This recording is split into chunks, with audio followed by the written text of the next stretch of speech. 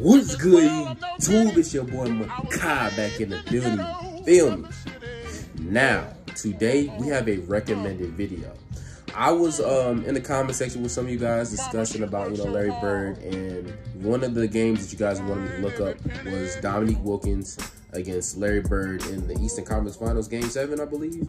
And you guys had recommended me this video right here. It's called Why You Never Poke Larry Bird, a trash talk story told by NBA legends. So we're going to look into it and see how that game actually went from players of both teams, and we're going to see how this rolls. If you guys want me to react to a video, you guys want me to see another video, let me know in the comment section. I pretty much communicate with all y'all. You guys are like family, so y'all are teaching me about Larry Bird, because most of y'all have watched Larry Bird. Most of y'all have watched Michael Jordan, all this stuff. Y'all are teaching me, so I appreciate that. But without further ado, let's go ahead and get into this video, man. I ain't finna waste none of y'all time no more. You guys absolutely love the Larry Bird trash talk stories, and this one is one of the greatest and funniest trash talking moments of all time.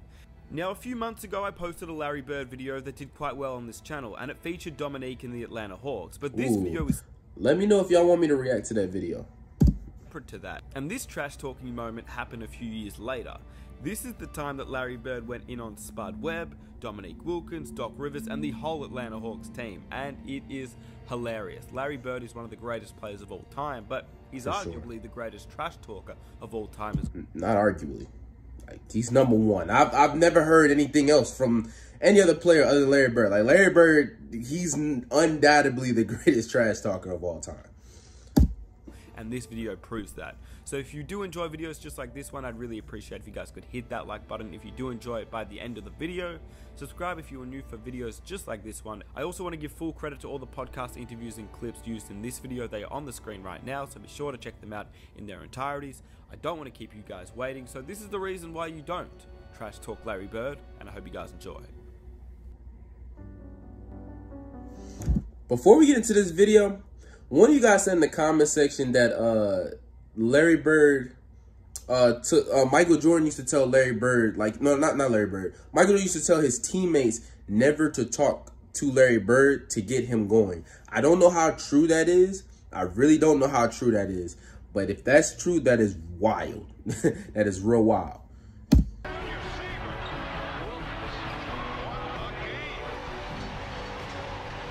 Two men who brought out the best in each other.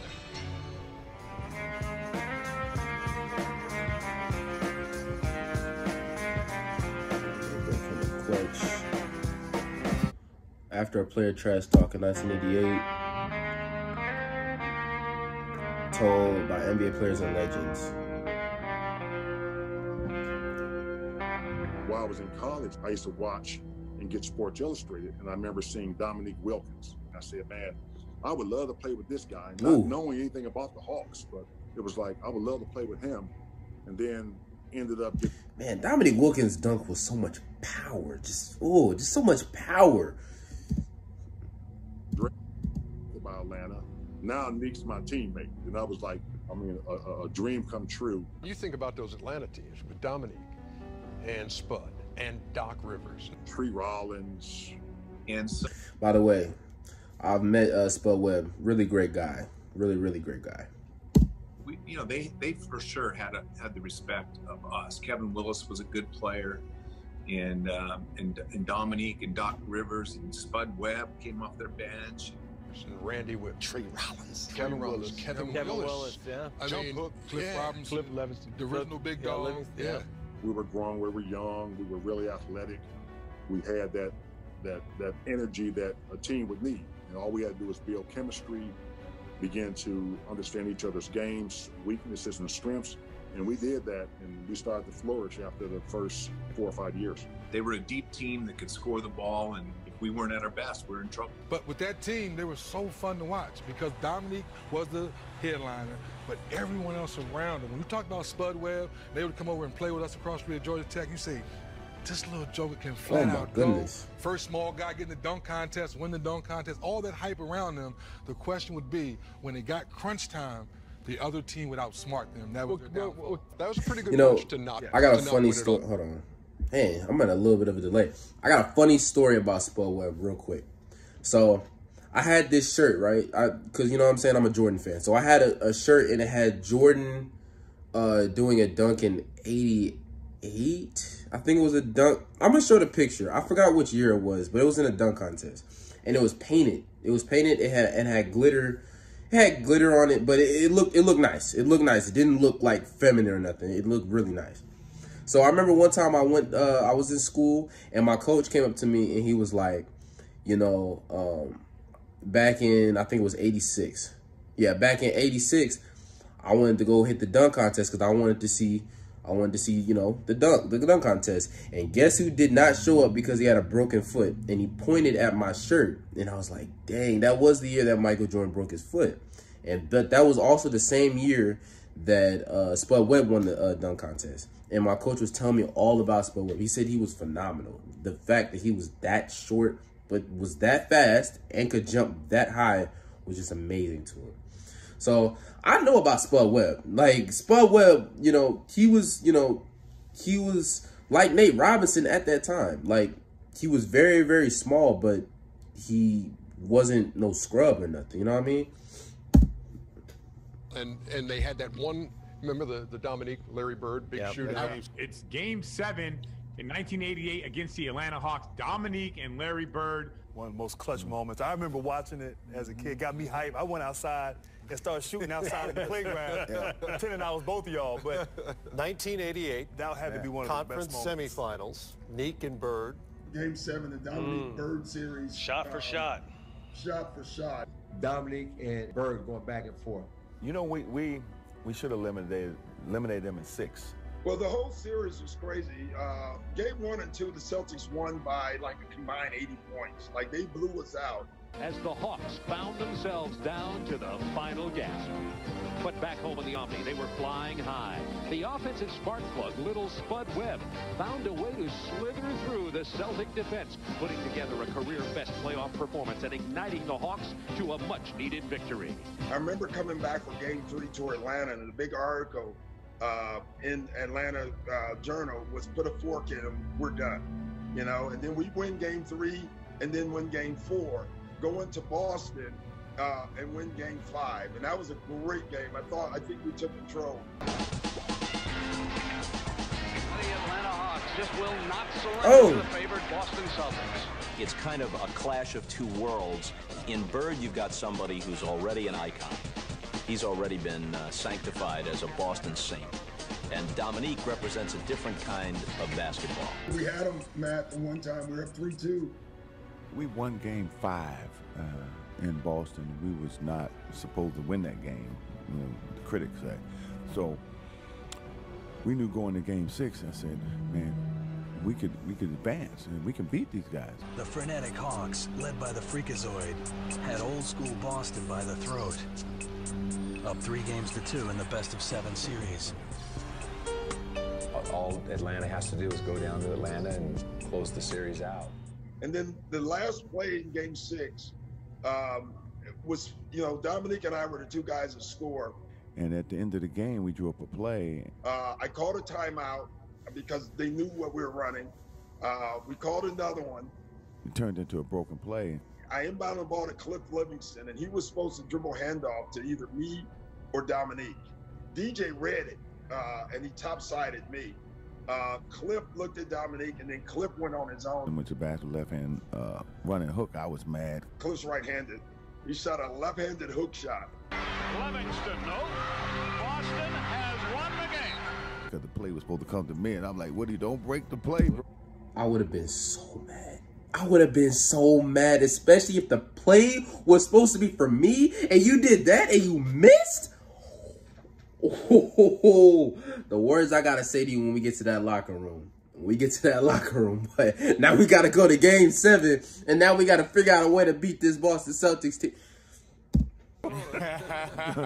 And so we ended up losing that game, and after the game. And I remember this old lady at the airport. I mean, and I'm not exaggerating, she may have been 80. You know, had her little purse, and she walks up to me, "Hey, Rivers, you thought you wasn't coming back, did you?" I will never forget that. I wish I knew who that lady was. Barrett made a prediction. He said, Atlanta blew their opportunity. I'm guaranteeing a win in Boston. Well, they had their chance. You know, they had a big chance to beat us. I think now that we're going to come out and play like we did tonight, but we're going to be at home, and our shots are going to be dropping a little bit better, and we're going to be running a little bit faster. So I'd say Sunday's going to be a big win for the Celtics. And we had to look at that, right? I guarantee a win. Atlanta blew their opportunity, and I'm like, hey, I don't know what Bird talking about. We have a great opportunity. We going in there, we gonna kick their butt. We coming to win. I don't care what he said. We get to Boston, and we walk out of the locker room, and I stopped. I said, we gonna win this bleep game. I said, if you ain't ready to fight, you ain't ready to go to war. If you guys ain't ready to fight, you ain't ready to go to war, don't even come out in the court. Don't come out here. I said, whoever guarding me tonight gonna have a long night. Unfortunately, Bird was saying the same thing in the other locker room, to his teammates. So it set up for one of the greatest shootouts ever in the seventh game. And I remember Larry Bird, he passed by our locker room. He's like, there's nobody in here can guard me. But he was just playing, though. Yeah, because he was free. I remember before this big game against Dominique that Larry was out shooting, and I was out shooting early at one end of the court. Larry was down at the other end, and I noticed that Larry was down there like shooting left-handed jump hooks from like 12, 15 feet. Now, he made left-handed shots, but I saw him shooting right-handed jump hooks from 12 or 15 feet. And I went down there and go like, what are you doing? He goes, my Achilles tendons are killing me. My step back it won't work tonight. I need that jump hook. And he made something that game. I mean, it's just unbelievable. That just tells you his confidence and tells you what kind of a player he was, just to have a game plan of what shots he was going to make that night. So it set up for one of the greatest shootouts ever in the seventh game. Despite Bird's brash words, the Hawks seemed unintimidated. And it would quickly become apparent that if Larry was to make good on his prediction, he would have to contend with a high-flying Dominique Wilkins, who would simply play the game of his life. Jake O'Donnell's all set, and the tip goes to Boston.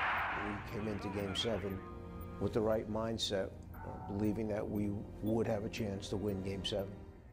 You know, it was one of those Sundays in the Boston Garden, hot, you know, crowd crazy. They expected they were going to win. I don't think they expected to have a tussle like they had in that game. Game 7 would go down as one of the greatest games in NBA history.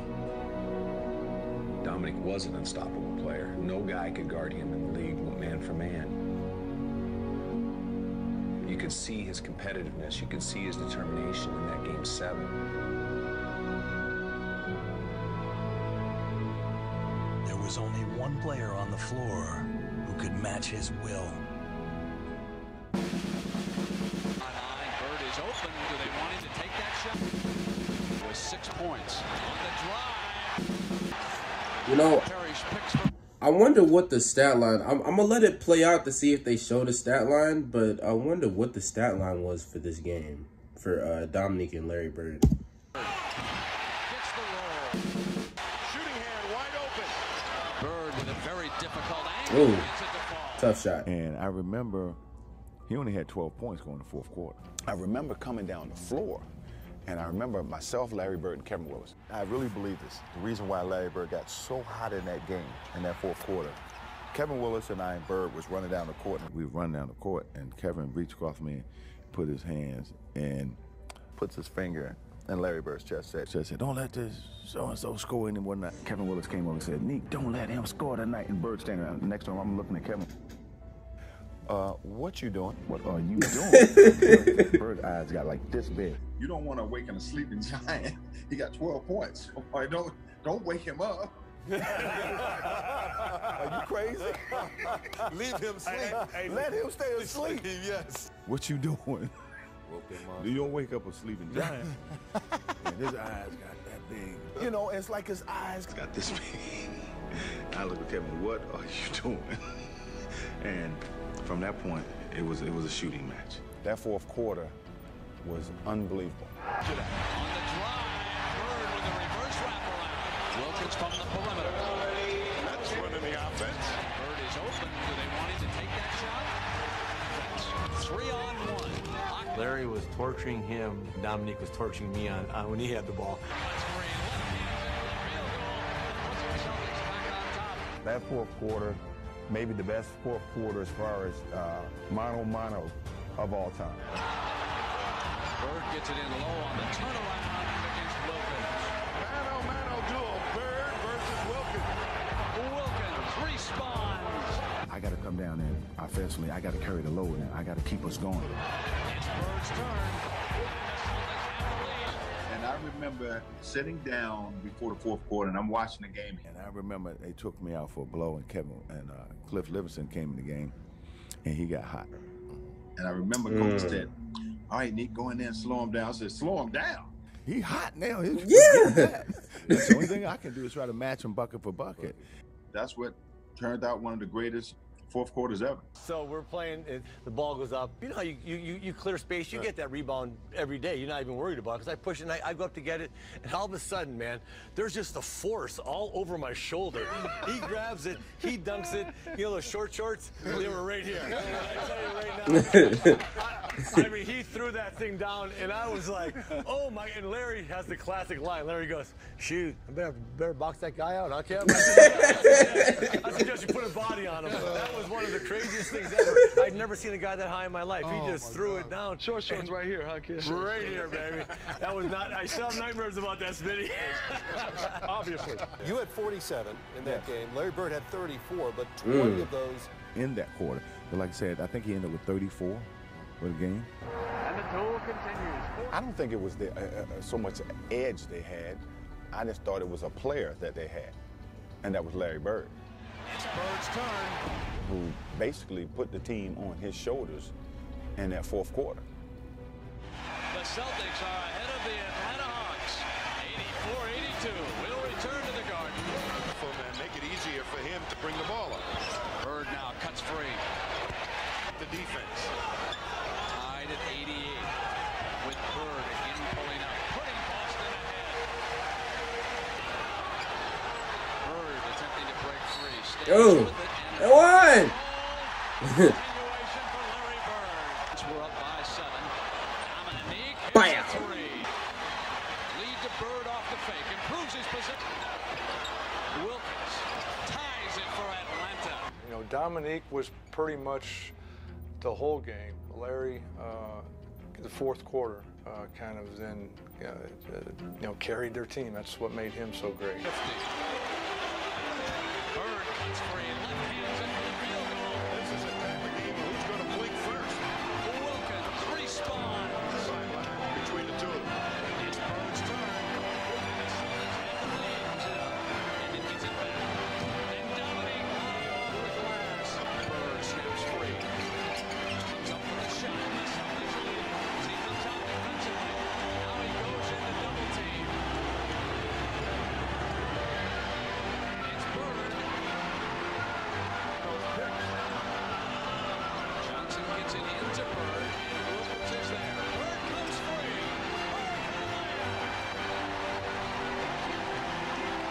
We began the broadcast by telling you about Larry Bird, who, following the Game 6 victory by the Celtics in Atlanta, guaranteed a win. Let me see what he said. They might as well forget it. They've got no chance.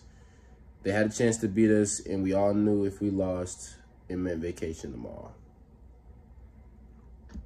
Saying the Hawks blew their chance by losing number 6. Larry Bird started the game slowly, but here in the fourth period, he has shown you why he's a future Hall of Famer.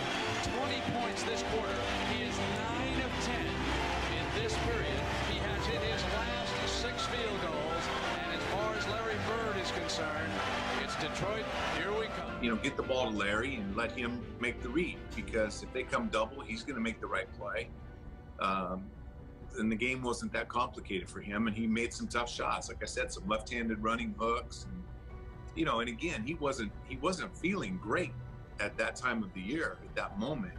And to watch him just gut it out and just to will his body to even finish that game, let alone score 20 in the fourth quarter of a Game 7 is mind-boggling to me. Larry Bird that night was, listen, he was unbelievable, and he was so clutch. Meek was just as clutch that night. It's just that Larry in the fourth quarter was unstoppable. So clutch is not just the final 3 or 4 seconds of a game. And the thing is, we were sending everybody at him to slow him down. He was so hot that I think one of the shots he hit was a left-handed three. That's when you know a guy is in the zone. Left-handed three. The lead changes. The Celtics once were up by 7. Dominique hits a 3. Because they knew who was going to get the ball. It's like Robert Parrish always said, 40,000 eyes on Larry Bird because they knew he was going to get the ball. And we knew it, our opponents knew it, now it's just up to them to stop it. It's Bird. The Boston Celtics will win this series. Man, he was doing a little bit of everything. I don't know really what he was doing in that quarter, but the stuff that he was doing, it was unbelievable, man. I mean, he was throwing left-hand shots, running hooks. His game was at another level. We was trying to match each other's will. 20 of his 34 in the fourth quarter. Dominique had... Yeah, Larry Bird hit more clutch shots, you know, in pressure situations than any player. And told you about each and every one, right? You talked about Larry Bird saying someone's got to lose this game. When did he say that to you? Early in the fourth or late in the fourth? No, it was late in the fourth quarter. It was probably like, I don't know, 30, 40 seconds to go in the game. I think it was a timeout, or we were taking the ball out of the bounds. I can't remember what it was, but I remember him saying that. And he said, you know, we both deserve to win, but somebody got to go home. And, man, to his credit, man, he took the Celtics and put them on his back. And he would call the spot. Yeah. You know, but he never called a spot against me. You know, that's kind of disrespect. When I tell people Larry Bird talk trash. Yes, and let you know. Let you know every time. But it ain't the trash. It wasn't the trash word with the meaning. You know, it was like, I'm going to shoot left-handed this time. Right. Or why you put a white boy guard? You got a white guy. Pretty much that was it. I mean, that was one of the greatest performances I've seen from a guy in those circumstances. Because you're talking about 7th game in the playoffs. To carry his team the way he did in that fourth quarter. When you talk about the clutch shots, he hit 10 clutch shots in that game. It was crazy, too, because it's rare in a game you feel it. Like, you know, you guys have been in games where after the games, people say, man, that was the most amazing game, but you were in it. And you were like, you know, I didn't feel that. I knew it was a good game. Right. That was one of the few games I was saying, this was a hell of a game right now. It was a hell of a game. You know? Absolutely. Yeah. He's like poetry in motion. I mean, he knew how to play the game before you even got to him.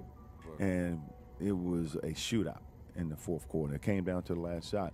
One left to ponder what might have been. The other to lead his team onward. That was interesting. They was going at it for real. Like, they said Bird had 34 and Dominique had 40-something. But, hey, man.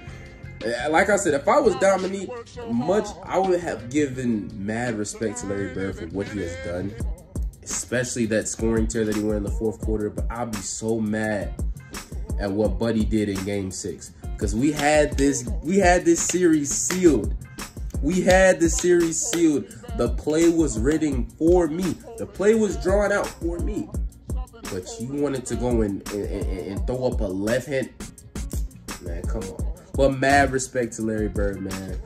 You know, definitely, like, my respect for Larry Bird has definitely gone up since I've seen all of these videos. Like, when I first saw it, when people said that Larry Bird was the GOAT, I was like, whoa, what? You know what I'm saying? But now, since I've done more research, I see why, though. I see why y'all are saying that. I still don't have him as my GOAT. I don't think it's ever going to change. I just think that everybody from 2 to 10 is probably going to end up changing because Michael Jordan is always going to be the GOAT for me. That's just not going to change. But Larry Bird has gone up. Like, I think Larry Bird was I thought Magic was better than Larry Bird. But the thing about it is when we're comparing and what are we talking about in terms of, you know, when you take individual talent, when you take career and all that stuff and put it together, then that's whenever things are a little bit different. Whenever you put all that together, Magic is better than Larry Bird in that standpoint because of the fact that he's won more. He's simply just won more. He he's accomplished more than Larry, right? But in an individual talent, what Larry Bird can do on the floor, how he can impact the floor, his natural presence on the floor, Larry Bird can do that way better than Magic Johnson can. Like, take Magic Johnson's IQ, his passing ability, and then put scoring on it, and then putting defensive IQ on that. That's Larry Bird.